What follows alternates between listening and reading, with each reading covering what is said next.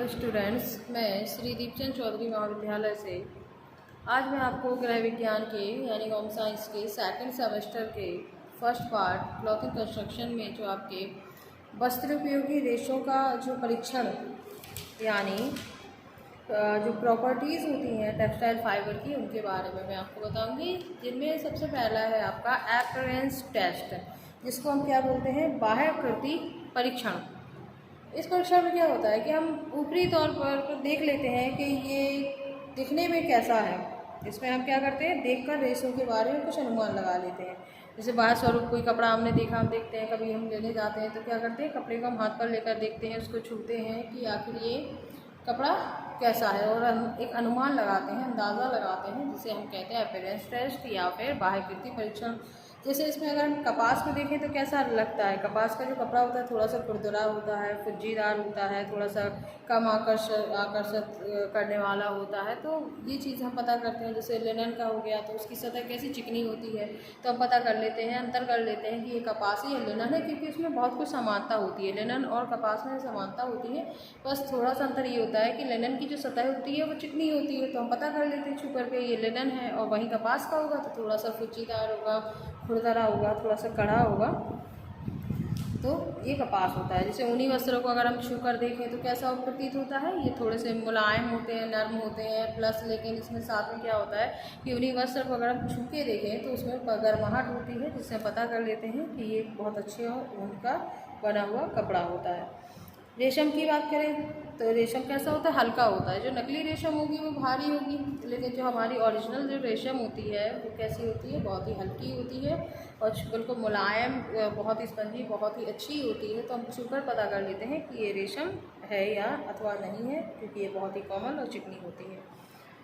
Rayon की बात करें तो ये क्या होते हैं, रेशम से अलग होते हैं, क्योंकि रेयन कैसा है, हमारा कृत्रिम रेशा होता है, जबकि रेशम हमारा कैसा होता है, प्राकृतिक रेशा होता है। जो प्राकृतिक रेशे होंगे उनकी क्वालिटी अलग होती है, और जो कृत्रिम रेशे होते हैं उन्हें हम अपने अनुसार बना सकते हैं। तो ये आपके रेयन जो होते हैं वो थोड़े से रेशम से अलग होते हैं और छूकर हम पता कर लेते हैं। वहीं नायलॉन की बात करें तो ये ताप सुनम्य रेशे होते हैं, तो इन्हें हम अपनी इच्छा अनुसार बनाते हैं, तो इसका भी हम पता बाह्याकृति परीक्षण द्वारा लगा सकते हैं। तो ये हो गया आपका अपीयरेंस टेस्ट। इसके बाद अगर हम दूसरे टेस्ट की बात करें, लेंथ एंड डायमीटर टेस्ट, तो लेंथ के अनुसार, लेंथ को देखकर भी हम कपड़े का अनुमान लगाते हैं। जैसे कपास का रेशा कैसा होता है, वो छोटा होता है, जैसे कि वो आधा इंच से लगा के 2.5 इंच तक भी होता है ज़्यादा से ज़्यादा, जो आपका कपास का रेशे की जो लंबाई होती है। और ये कैसी होती है, इसकी सतह खुरदरी भी होती है, तो इससे हम पता कर लेते हैं। वहीं लिनन की बात करें तो ये 12 से 20 इंच तक होते हैं। ये कितना है, कपास का रेशा बहुत ही स्टेपल कहलाता है वो, और जो लिनन का रेशा होता है वो फिलामेंट कहलाता है। क्यों, क्योंकि लिनन का जो रेशा है वो 15 से 20 आपके इंच तक होता है, 12 से 20 इंच तक का होता है, तो इसको हम फिलामेंट बोलते हैं। और जो स्टेपल बोलते हैं हम कपास के रेशे को, जो कि बहुत छोटा होता है। तो इससे भी हम लेंथ के अनुसार भी हम पता कर लेते हैं कि ये कैसा हमारा होगा। अब इसके बाद बात करें फीलिंग टेस्ट की। स्पर्श करके हम पता कर लेते हैं कि सूती वस्त्र को छूकर हमें पता चल जाता है ठंडा है, रोकड़ा है। लिनन की वस्त्र की बात करें तो ये चिकना होता है, इसको भी हम छूकर चेक कर लेते हैं। ऊन के जो होते हैं वो ताप के असंवाहक होते हैं, नॉन कंडक्टर जो होते हैं, नॉन कंडक्टर ऑफ हीट होते हैं, जो हमारे ऊन जो होता है उसका भी हम छूकर पता कर लेते हैं। रेशम भी छूने में चिकना, नरम, मुलायम होता है, तो इसका भी हमें पता चल जाता है। तो ये स्पर्श या प्रतीति जो परीक्षण होता है, फीलिंग टेस्ट, ये भी हमारे लिए बहुत उपयोगी होता है जब हम कपड़ा देखने जाते हैं, क्योंकि अधिकतर हम आँखों से देखकर और दूसरा हम छूकर ही हम देखते हैं। और लेंथ और डायमीटर टेस्ट ये भी ठीक है, इसको भी हम देख सकते हैं अपने हिसाब से। इसके बाद आता है फाइबर ब्रेकिंग टेस्ट होता है। इसमें क्या करते हैं, नाम से ही पता चल रहा है, फाइबर यानी रेशे, ब्रेकिंग यानी उसे तोड़ना, और टेस्ट यानी परीक्षण। तो रेशे जो तोड़ परीक्षण होता है, इसमें क्या करते हैं हम, इस परीक्षण में वस्त्र को कुछ हम उधेड़ करके उसमें से कुछ धागे निकाल लेते हैं, फिर इन धागों को क्या करते हैं, अपनी उंगलियों के बीच में फंसाते हैं। पकड़कर जब हम उसे फंसाते हैं और फिर खींचते हैं तो वो टूट जाता है, और टूटने पर उसका कैसा स्वरूप दिखाई दे रहा है, उसके किनारे कैसे हैं, उसके मतलब तोड़ने पर कितनी उसमें बिखराव हो रहा है, कितना सिरे उसके कैसे हैं, वो आगे पीछे हैं, तो इसे मैग्नीफाइंग ग्लास द्वारा ही हम देख के पहचान पाते हैं। तो इस रेशे को हम तुरंत नहीं कर सकते हैं, क्योंकि दुकानदार तो आपको भगा ही देगा, तो ये तो आप जानते ही हैं। तो जो फाइबर ब्रेकिंग टेस्ट है ये आप घर पे लाकर कर सकते हैं, मैग्नीफिकेशन के ग्लास होता है, इसमें आप देख सकते हैं। तोड़ करके धागे को कि वो कैसा दिखाई दे रहा है, जिससे पता कर लेते हैं ये कपास का है, लिनन का है अथवा कोई अन्य कपड़ा है।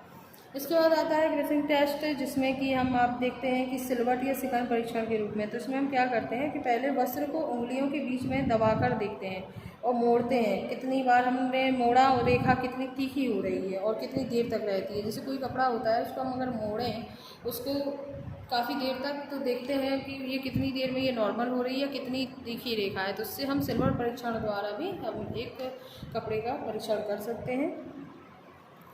इसके बाद बात आती है एक परीक्षण, दहन परीक्षण या बर्निंग टेस्ट, जिसमें क्या करते हैं हम जलाते हैं। पहले हम क्या करते हैं, मोमबत्ती को हमने जलाया और उसके आगे हम रेशे को ले गए, कपड़े का जो रेशा होता है उसको हम ले जाते हैं और लौ लगने पर ये किस तरह से जल रहा है और जलने के बाद इसका जो जल गया भाग है उसका स्वरूप कैसा है और जलने पर कैसी महक आ रही है, यानी कैसी स्मेल उत्पन्न हो रही है।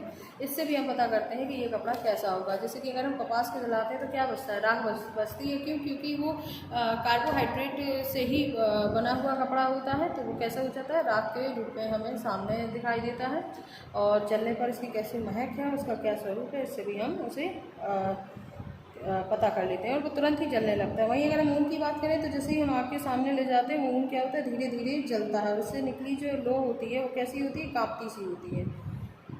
तो ये हमारे ऊन जो होते हैं वो किससे, जंतुओं से प्राप्त होते हैं, इसलिए किससे बने होते हैं, प्रोटीन से बने होते हैं, इसलिए इनका जलने का तरीका अलग होता है और वो कार्बोहाइड्रेट से बने होते हैं। कपास के लिनन के रेशे, कपो, हेम्प, जूट, रेमिसन, पिना वगैरह, तो ये सभी जलने में कैसे होते हैं, राख के रूप में हमें सामने नज़र आते हैं।